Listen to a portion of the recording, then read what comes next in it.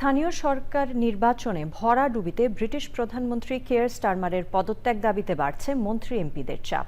ইতোমধ্যে মন্ত্রিসভা থেকে 2 জন মন্ত্রী পদত্যাগ করেছেন।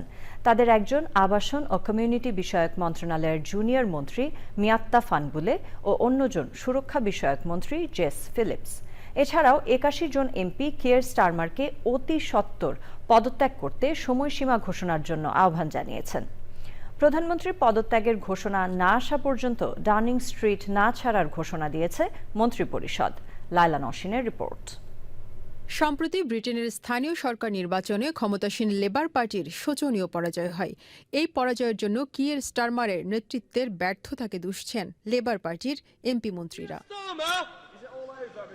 প্রধানমন্ত্রীকে পদত্যাগের আহ্বানও জানান তারা। পদত্যাগের চাপ বাড়াতে যুক্তরাজ্যের আবাসন ও কমিউনিটি বিষয়ক মন্ত্রণালয়ের জুনিয়র মন্ত্রী মিয়াত্তা ফানবুলে নিজেও পদত্যাগ করেছেন।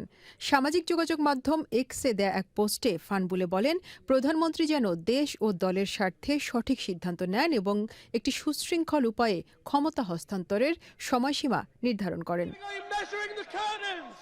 অবিলম্বে পদত্যাগের ঘোষণা বা সময়সীমা নির্ধারণের আহ্বান জানিয়ে স্থানীয় সময়ে মঙ্গলবার সকালে 10 ডাউনিং স্ট্রিটে বসে মন্ত্রিসভার বৈঠক। কিন্তু বৈঠকে পদত্যাগ না করে সরকার পরিচালনা চালিয়ে যাওয়ার কথা বলেন প্রধানমন্ত্রী স্টারমার। নির্বাচনী ফলাফলের দায়ভার গ্রহণ করার কথা জানিয়ে তিনি আরও বলেন, লেবার পার্টি যে পরিবর্তনের প্রতিশ্রুতি দিয়েছিল তা বাস্তবায়নের দায়িত্ব তিনি নিয়েছেন। চলমান অস্থিরতা দেশের আর্থিক ক্ষতি করছে বলেও জানান তিনি। তবে দলের মধ্যে ভিন্ন মত আছে। এমপিদের কেউ কেউ বলছেন, বৈশ্বিক অস্থিরতার এই সময়ে সবারই উচিত প্রধানমন্ত্রীর পাশে ঐক্যবদ্ধভাবে দাঁড়ানো।